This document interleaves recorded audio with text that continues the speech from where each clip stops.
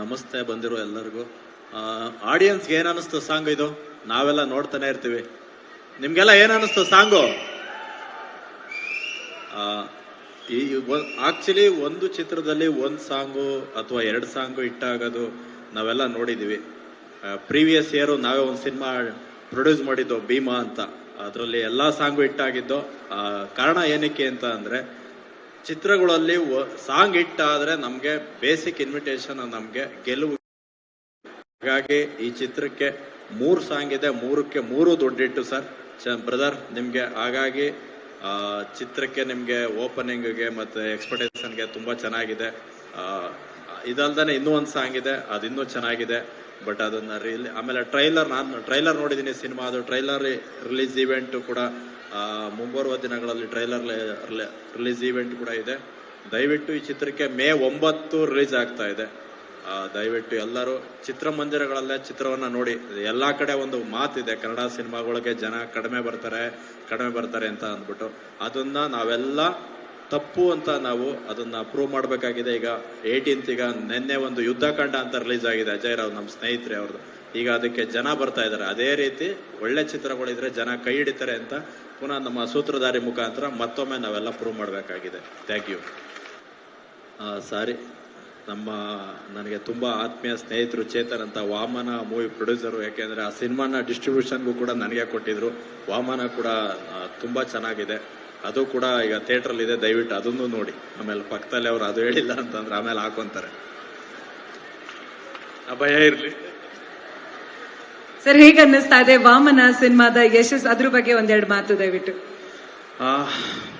ಎಲ್ಲ ನೆರೆದಿರುವಂತ ಗಣ್ಯರಿಗಿರ್ಬೋದು, ಮಾಧ್ಯಮ ಮಿತ್ರರು, ಆಕ್ಚುಲಿ ನಮ್ಮ ಸಿನಿಮಾ ಗೆದ್ದಿದೆ ಅಂತ ಹೇಳ್ಬೇಕಾದ್ರೆ ಮಾಧ್ಯಮ ಮಿತ್ರರೇ ಕಾರಣ. ಅವ್ರಿಗೆ ನನ್ನ ತುಂಬಾ ಕಡಿಮೆ ಪದ ಅದು. ಯಾಕಂತಂದ್ರೆ 1.5 ವರ್ಷ ಆ ಸಿನಿಮಾ ಸ್ವಲ್ಪ ಕಾರಣಾಂತರಗಳಿಂದ ನಿಂತಿತ್ತು. ಆ ಟೈಮಲ್ಲೂ ಸಹ ಎಲ್ಲರೂ ಸಿಕ್ಕಿದಾಗ ಒಂದೇ ಕ್ವಶನ್ ಕೇಳ್ತಿದ್ರು, ಸರ್ ಯಾವಾಗ ಸಿನಿಮಾ ರಿಲೀಸ್ ಮಾಡ್ತೀರಾ? ಅದೇ ಸಪೋರ್ಟ್ನ ಇವತ್ತವರೆಗೂ ತೊಗೊಂಡ್ಬರ್ತಾ ಇದ್ದೀರಾ. ದಯವಿಟ್ಟು ನಿಮ್ಗಳಿಗೆ ನಾನು ಬರೀ ಧನ್ಯವಾದ ಹೇಳಿ ಇಷ್ಟಕ್ಕೆ ಮುಗಿಸಲ್ಲ, ಸಿಗ್ತೀನಿ. ಯಾಕಂತಂದ್ರೆ ಈ ಸ್ಟೇಜ್ ಮುಖಾಂತರ ಹೇಳ್ತೀನಿ, ಶಾರ್ಟ್ಲಿ ನಿಮ್ಮ ಎಲ್ಲಾರನ್ನೂ ಒಂದ್ಸಲ ಮೀಟ್ ಮಾಡ್ತೀನಿ. ಅಷ್ಟು ದೊಡ್ಡ ಸಕ್ಸಸ್ ಸಿಕ್ಕಿರೋದೇ ನಿಮ್ಮಿಂದ. ನೀವು ನಮ್ಮ ಸಿನಿಮಾನ ಜನಕ್ಕೆ ತಲುಪಿಸಿದ್ರಿಂದ ನಾನು ಅಂದ್ಕೊಂಡಿದ್ದೆ. ಈಗ ಜಗದೀಶ್ ಅವ್ರು ಹೇಳ್ತಿದ್ದಾರೆ ಕನ್ನಡ ಸಿನಿಮಾಗೆ ಆಡಿಯನ್ಸ್ ಬರ್ತಾ ಇಲ್ಲ ಅಂತ. ನಾನು ಎಕ್ಸ್ಪೆಕ್ಟ್ ಮಾಡಿಲ್ಲ ಅಷ್ಟು. ಅಂದ್ರೆ ಸಿನಿಮಾ ಬೇರೆ, ಆದರೆ ಒಬ್ಬ ಎಕ್ಸ್ಪೆಕ್ಟೇಷನ್ ಬೇರೆ ಇರುತ್ತೆ. ಆದರೆ ನನ್ನ ಎಕ್ಸ್ಪೆಕ್ಟೇಷನ್ ಏನಿತ್ತು ಅಷ್ಟು ರೀಚ್ ಆಗಿದ್ದೀನಿ, ಅಷ್ಟಂತೂ ಹೇಳಬಲ್ಲೆ. ಒಂದು ನಿರ್ಮಾಪಕನಾಗಿ ಮೊದಲ ಪ್ರಯತ್ನದಲ್ಲಿ ಹಣ ಅನ್ನೋದು ಸೆಕೆಂಡ್ರಿ. ನಾನು ಸಿನಿಮಾನ ರೀಚ್ ಮಾಡೋ ರೀತಿ ಇದೆಯಲ್ಲ, ಅದನ್ನು ಮಾಡಿ ಗೆದ್ದಿದ್ದೀನಿ ಅಂತ. ನಾನು ನಿರ್ಮಾಪಕನಾಗಿ ಗೆದ್ದಿದ್ದೀನಿ ಅಷ್ಟೇ ಹೇಳಬಲ್ಲೆ. ಸಿನಿಮಾನ ನೀವು ಗೆಲ್ಸಿದ್ದೀರಾ ಅಂತ ಹೇಳ್ಬೋದು. Thank you very much. ಮತ್ತೆ ಕನ್ನಡ ಜನತೆ ಅಷ್ಟು ಜನ ಬಂದು, ತುಂಬ ಜನ, ಕೋಟಿ ಅಂತ ಹೇಳಿದ್ರೆ ಕಷ್ಟ. ಆದರೆ ಇವತ್ತು ಚಲನಚಿತ್ರ ರಂಗದ ಪರಿಸ್ಥಿತಿನ ತಿಳ್ಕೊಂಡಾಗ ನೋವಾಗುತ್ತೆ. ನಾನು ಜಗದೀಶ್ ಸರ್ ಇಬ್ರು ಜೊತೆನಲ್ಲಿ ಕೂತಿದಾಗ ಹೇಳ್ತಿದ್ದೆ, ಈಗ ಜಸ್ಟ್ ಸರ್ ಯುದ್ಧಕಾಂಡ ಬಗ್ಗೆ ತುಂಬಾ ಒಳ್ಳೆ ರಿವ್ಯೂ ಇದೆ, ಹೆಂಗ್ ಬರ್ತಾ ಇದೆ ಸರ್ ಕಲೆಕ್ಷನ್ ಅಂತ ಪಕ್ಕದಲ್ಲಿ ತೋರಿಸ್ತಾ ಇದ್ರು. ನೋವಾಗ್ತಿತ್ತು. ಯಾಕೆಂತಂದ್ರೆ ಇವತ್ತು ಕನ್ನಡ ಸಿನಿಮಾ ಎಷ್ಟೇ ಒಳ್ಳೆ ರಿವ್ಯೂ ಬಂದ್ರು, ಎಷ್ಟೇ ಒಳ್ಳೆ ಕಂಟೆಂಟ್ ಇದ್ರು ಸಹ ನಮ್ಮ ಜನ ಏನಕ್ಕೋ ಮನ್ಸು ಮಾಡ್ತಾ ಇಲ್ಲ ಅಂತ ಅನ್ಸುತ್ತೆ ಒಂದೊಂದ್ಸಲ. ಆದರೂ ಸಹ ಒಳ್ಳೆ ಸಿನಿಮಾಗಳನ್ನ ನೀವು ಕೈ ಹಿಡಿದಿದ್ದೀರಾ ಅನ್ನೋ ನಂಬಿಕೆ 100% ಇದೆ. ದಯವಿಟ್ಟು ಯುದ್ಧಕಾಂಡನು ತುಂಬಾ ಚೆನ್ನಾಗಿದೆ, ಬಂದು ದಯವಿಟ್ಟು ನೋಡಿ. ನಮ್ಮ ಸಿನಿಮಾನು ಥಿಯೇಟರ್ ಇದೆ, ಬಂದು ನೋಡಿ. ಇನ್ನ ಯಾರು ನೋಡಿಲ್ಲ ಅವರೆಲ್ಲ. ಅಲ್ಲಿಗೆ ಬರ್ತಾ ಇದ್ದೀನಿ, ಟೆನ್ಷನ್ ಮಾಡ್ಕೋಬೇಡಿ. ಮತ್ತೆ ಸರ್, ಸೂತ್ರಧಾರಿ ಸಿನಿಮಾದ ಹಾಡ್ ಬಗ್ಗೆ ಹೇಳಿ. ಟೈಟಲ್ ಸಾಂಗ್ ಇವತ್ತು ಲಾಂಚ್ ಆಗಿದೆ. ಅದು ನವರಸನ್ ಅವ್ರ ಬಗ್ಗೆ ಹೇಳ್ಬಿಡ್ತೀನಿ, ಬಾರಿ ಟೆನ್ಷನ್ ಅಲ್ಲ ಅವ್ರೆ. Sir thank you sir. ಅರ್ಥ ಆದ್ರೆ ನನ್ನ ಆತ್ಮೀಯ ಸ್ನೇಹಿತರು, ಅವರು ನಿರ್ಮಾಪಕರು ಅನ್ನೋದಕ್ಕಿಂತ ನಮ್ಮ ಸಿನಿಮಾ ಇಂಡಸ್ಟ್ರಿಯ ಜೀವಾಳ ಅಂತ ಹೇಳ್ಬೋದು. ಯಾಕಂತಂದ್ರೆ ಪ್ರತಿ ಸಿನಿಮಾವನ್ನ ನಮ್ಮ ಜನಗಳಿಗೆ ಮುಟ್ಸೋಂತ ಒಂದು ಕೊಂಡಿ ನವರಸನ್ ಅಂದ್ರೆ. ಯಾಕಂದ್ರೆ ಎಲ್ಲಾ ಮಾಧ್ಯಮ ಮಿತ್ರರಿಗೂ ಗೊತ್ತು, ಎಲ್ಲಾ ಸಿನಿಮಾ ಪ್ರೊಡ್ಯೂಸರ್ಸ್ಗೂ ಗೊತ್ತು, ಡೈರೆಕ್ಟರ್ಸ್ಗೂ ಗೊತ್ತು, ಆಕ್ಟರ್ಸ್ಗೂ ಗೊತ್ತು ಅಂತಂದ್ರೆ ಒನ್ ಪಾಯಿಂಟ್ ಕಾಂಟ್ಯಾಕ್ಟ್ ಅಂದ್ರೆ ನವರಸನ್.